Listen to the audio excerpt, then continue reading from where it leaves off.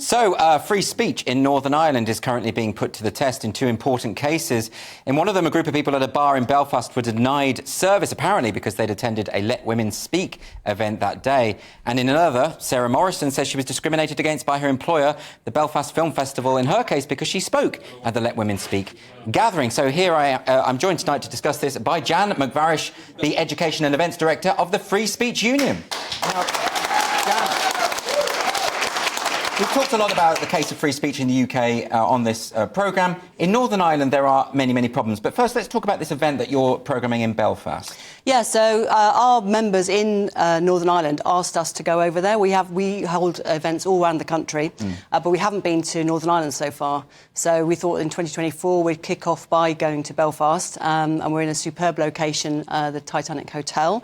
Next Friday evening, we've got over 150 people booked in now, that's one of our biggest events regionally, which I think is an indication of the problem that people see occurring when it comes to their free speech. Yes, but there are still places available if people Absolutely, we've got along. Plenty of space, and it would be great if people came along. So why is it in Northern Ireland that there is a particular problem or perceived problem with free speech at the moment? Well, I think the big issue, which seems to have alerted lots of people to the problem, is the trans issue, which has been described as the canary in the coal mine. I was talking to Stella O'Malley yesterday. She's one of our speakers at the event, the psychotherapist from Southern Ireland, and she describes the trans issue as the canary in the coal mine, because it's the one that's kind of changed all the rules on public discourse. And those two cases that you alluded to at the beginning, they are about women, but not just women, but people who want to have very sensible conversations about gender identity and the implications of the adoption of that idea. Yes. The implications for women's spaces, for prisons, for rape crisis centres, all of those things that we hear about a lot. But in practice and on the ground, the women's ability to have those conversations is continually shut down. So the example you gave, first of all, of the pub, were people who'd been to the rally. This is the Let Women Speak Yeah, event. it's Posey Parker went to Belfast last year, I think just after she'd been to New Zealand, where she was attacked. A bunch of women and others were in a pub in central Belfast, and some of them were wearing woman, adult, human, female T-shirts. A T-shirt, I've got one. Lots of people wear them. What's the dictionary definition? It's not too controversial. Definition, yes, and one man was wearing a man, adult, human, male T-shirt. And the women were refused service on the basis of those T-shirts, which is really extraordinary, because it sort of echoes of those rules that would apply to football fans when they might post-match be wearing sectarian T-shirts. I mean, that is absolutely astonishing, isn't it? To be refused service on the basis of a legally protected belief. One that most people share. Yes, exactly. So there's a group of 23 individuals who have come together to bring a legal case against the pub. Well, we might be able to talk to one of the lawyers involved with that, Simon Chambers. I think we have him on the line now. Are you there, Simon? Evening, Andrew. Hello. Hello. So you're involved in this particular case. Can you just talk us through exactly what's happening with this?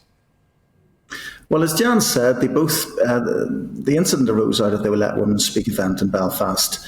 After the event, which was well policed, so everybody got a chance to speak at the event, despite the counter-protesters making as much noise as possible. But they were kept apart.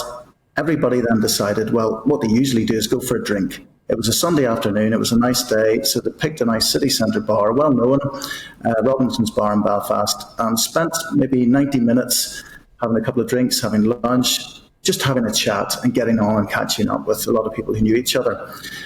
I think Twitter was, or X as it is now, was ablaze with the news of this rally going on, and it got to the bar staff, and who were generally young bar staff, and they decided to stop serving drink to the members of the group. They told various members different reasons, such as, and we have these in video. They were said we're a trans positive bar, we're not a transphobic bar, and refused service. And then whenever one of the bar staff was explaining to another gentleman, an elderly gentleman, why he was being served. I'm going to come back to Jan on that, because he was about to mention a gentleman leaned in to hear better why they weren't being served and was actually physically assaulted at that point. Yes, that's what I've heard. The chap was headbutted, yes. in effect. So why is this going on? Why is there such animosity? Why is there such determination to silence people, to not serve them drinks, to treat them as pariahs? Well, I think in this particular issue, the dial has shifted, and there's been a kind of very active attempts by activists to change what public discourse is and yes. the rules of which it can under which it can take place. And so the kind of slogan "No debate." Our identity is not up for debate, our existence is not up for debate, has had an incredible chilling effect. Yes. And an awful lot of people have now learnt that rule, whether or not they agree with it. And so therefore those people who break that rule are then become cast as extremists and seen as people, well, why would you do such a thing? Why would you cause such offence by wearing such a T-shirt or whatever? Or, yes. Yeah. And one of the other guests you've got speaking at the event is David Quinn, who's a journalist from Dublin, and he's been on this show to talk about the problems in Southern Ireland as well. There seems to be a broader problem. They're introducing hate speech legislation where the kinds of people you're describing, people who want to make these what you'd call gender-critical statements, this law could be weaponised against them too, couldn't it? Yes, and we undertook a survey back in 2022 relating to the hate crime legislation that's being proposed in the north, and we found that 81% of people felt that their freedom of expression was less free than it had been 10 years ago, and over half of the people that we surveyed thought that they themselves may well fall subject and fall foul of hate crime legislation as it was being proposed by the Department of Justice. So that was something that was really very important to highlight, and we'll be discussing that at much greater length on Friday. Fantastic. And, of course, the Free Speech Union has defended many women who have gone through this problem of people trying to silence them for these perfectly legitimate views, haven't you? Absolutely. 39% of our cases now relate to gender identity. Yeah, absolutely incredible. Yeah. So just finally, before we finish, Jan, there are some tickets available, 150 already gone, so there's not many left. But where can people in Belfast, if they're there, how can they find out more and come along? Yeah, well, as long as you can get to Belfast on Friday evening, then go and search for FSU Belfast Speakeasy, and the first thing that should come up will be the ticket page for the event. And just who are the speakers on the event? David Quinn, as you mentioned, journalist, Stella O'Malley, psychotherapist, Geoffrey Dudgeon, fascinating campaigner for gay rights and unionist politician in Belfast, Ella Whelan from the Battle of Ideas Festival, who are partnering with us on the event, and Toby Young, my boss and General Secretary of the Free Speech Union. Well, it sounds absolutely fantastic. I'm sorry I can't be there, but I hope people do come along